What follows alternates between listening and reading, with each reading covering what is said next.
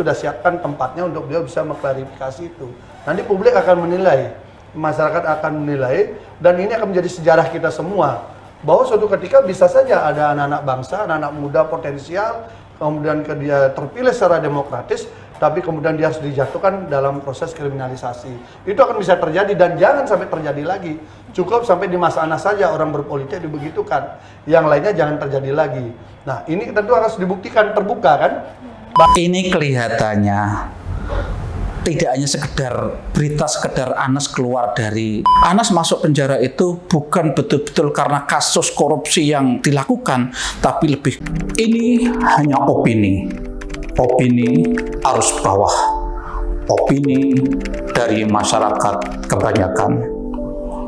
Opini hanyalah sudut pandang. Assalamualaikum warahmatullahi wabarakatuh. Salam sejahtera untuk kita semuanya.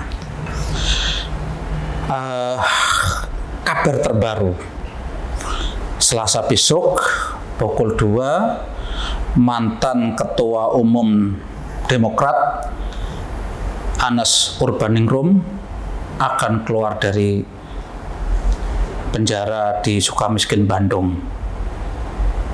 Ini kelihatannya tidak hanya sekedar berita sekedar Anas keluar dari masa panjangnya menghabiskan waktu di penjara, tapi ini kelihatannya akan jadi berimbas kepada dinamika politik di Indonesia ini. Karena apa? Jauh-jauh hari pun sudah mengeluarkan baliho di mana-mana. Kalau nggak salah gimana? Tunggu beta kembali atau itu. Kalau nggak salah, intinya seperti itu. Tunggu saya kembali. Kalau kata-kata itu kan kesannya itu akan ada sesuatu. Dan sesuatu itu kita tahu kira-kira arahnya kemana. Ya arahnya ke Demokrat, khususnya SBY kelihatannya. Dan itu sekarang sudah terkonfirmasi. Beberapa orang dekatnya Anas, sahabat Anas itu mengatakan bahwa begitu keluar dari Sukamiskin itu, Anas akan buka-bukaan terkait dengan kasus yang menimpa Anas, yang akhirnya Anas masuk penjara selama 8 tahun itu. Oke, jadi kita dulu mengikuti bagaimana dulu persidangan bahwa Anas dituding menerima hadiah mobil macam-macam itu akhirnya dimasukkan di dalam penjara itu. Tapi untuk sebagian orang, terutama orang-orang yang selama ini dekat dengan Anas, mereka tetap berkeyakinan bahwa Anas masuk penjara itu bukan betul-betul karena kasus korupsi yang dilakukan, tapi lebih kriminalisasi, yaitu bagaimana Anas memang diskenario untuk dikriminalisasi agar pada waktu itu bisa turun dari Partai Demokrat, dari Ketua Umum Partai Demokrat.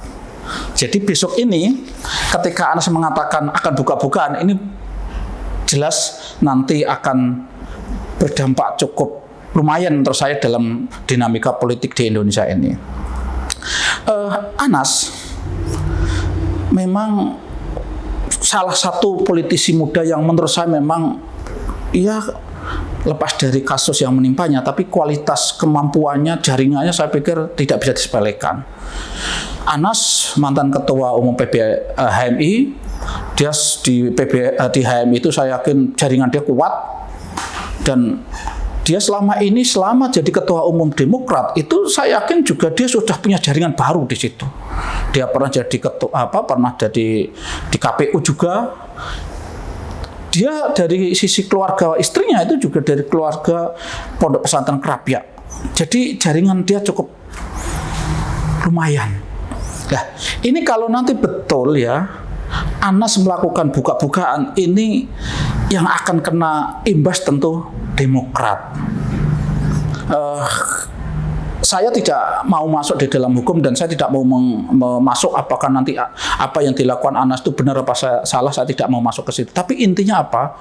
Bahwa bau-bau kriminalisasi itu bau-bau yang tidak sedap yang akan menembak ke SBY itu kelihatannya memang bisa jadi akan terjadi. Karena sebelum ini dulu Ketua KPK dulu tuh sudah bernyanyi, Antasari Azhar itu juga bernyanyi, dan intinya kan dia merasa dikriminalisasi oleh SBY, dan pada waktu itu dampaknya besar juga.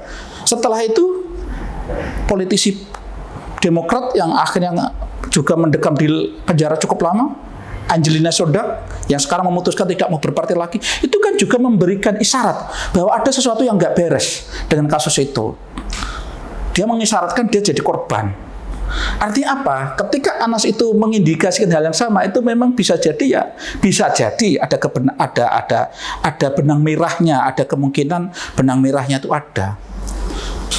Ya, sekarang kalau memang betul nanti Anas mengeluarkan serangan balik, ya bahasanya serangan balik, dan secara logika masyarakat bisa menerima, itu juga akhirnya menurut saya dampak besar mesti akan menimpa Demokrat.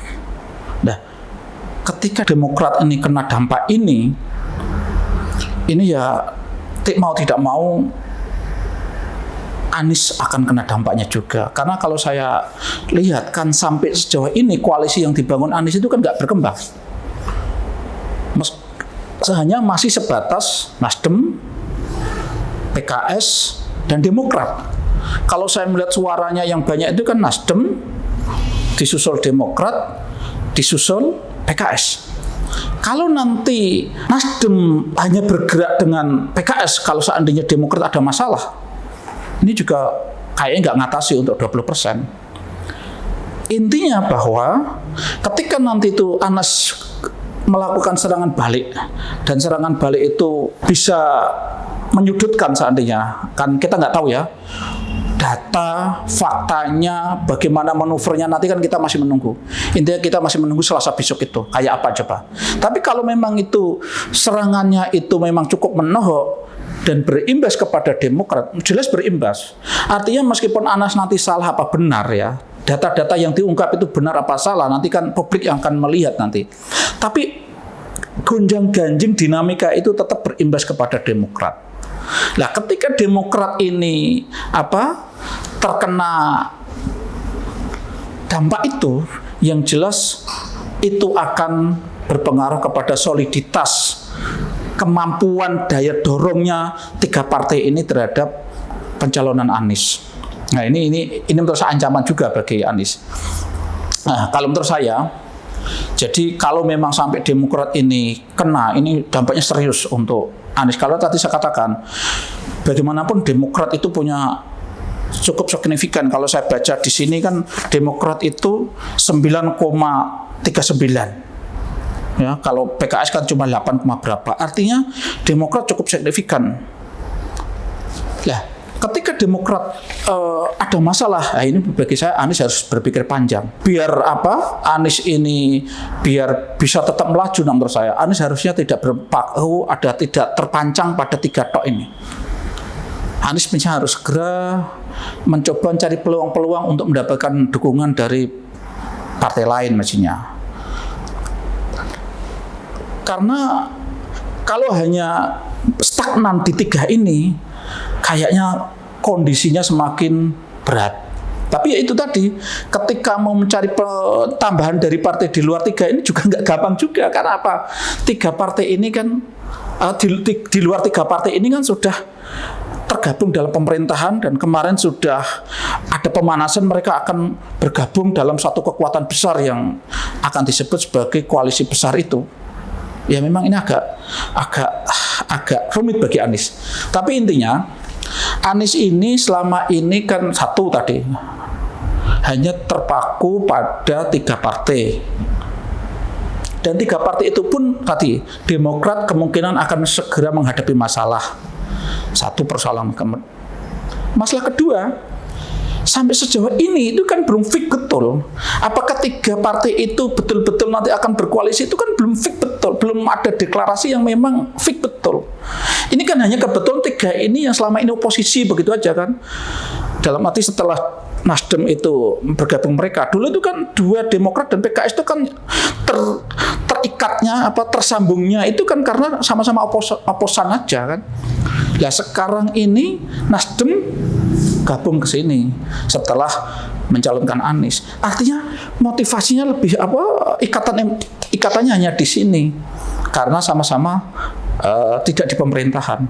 Lah, ini sementara yang kelompok besar ini yang selama ini dalam pemerintahan, ini sekarang mereka sudah mulai akan memiliki koalisi baru, mereka sudah membicarakan berbagai kemungkinan penjajakan dan seterusnya. Ya, meskipun seberat apapun, menurut saya, kalau memang memang masih ada peluang, terutama begini loh, kalau saya melihat ini mungkin bagi pendukung Anies ini mungkin bisa dicermati ya. Ketika nanti koalisi besar, entah plus Mega atau plus PDI apa tidak, ini sekarang ini kan kelihatannya yang paling agak dominan kan Prabowo. Kalau nanti kelompok ini yang jadi presiden Prabowo, itu menurut saya ada beberapa kelemahan masa lalu yang akan sedikit jadi hambatan bagi Prabowo, sehingga peluang bagi Anies itu ada.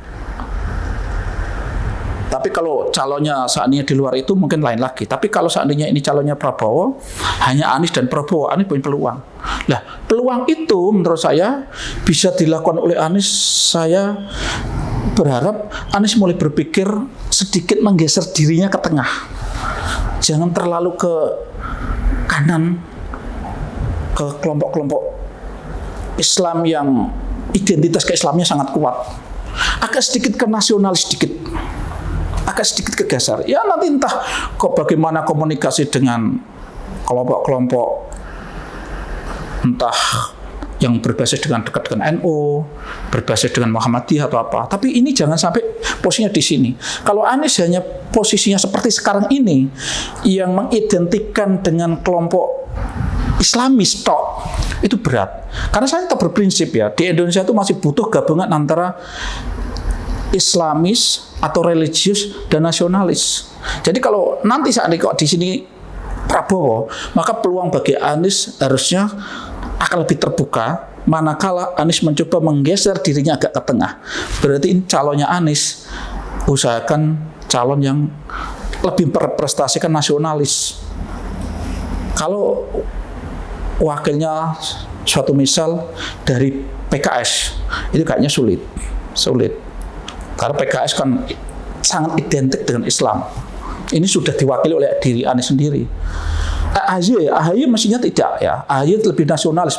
Cuma persoalannya AHY kemungkinan akan terdampak tadi, terkena badainya Anas Urbaningrum. ini kan problem. Ya memang masih dinamis, semuanya masih dinamis lah. Artinya Anies juga masih nanti harus mengamati bagaimana dinamika di koalisi besar.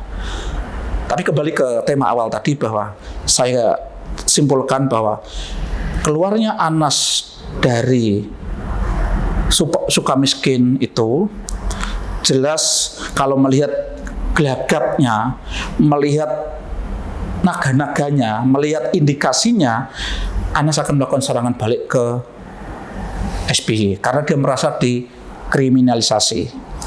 Serangan Anas itu sedikit banyak mesti akan mengganggu, akan sedikit banyak menguras energi dari Demokrat, dan ini akan berpengaruh kepada soliditas pencalonan Anies.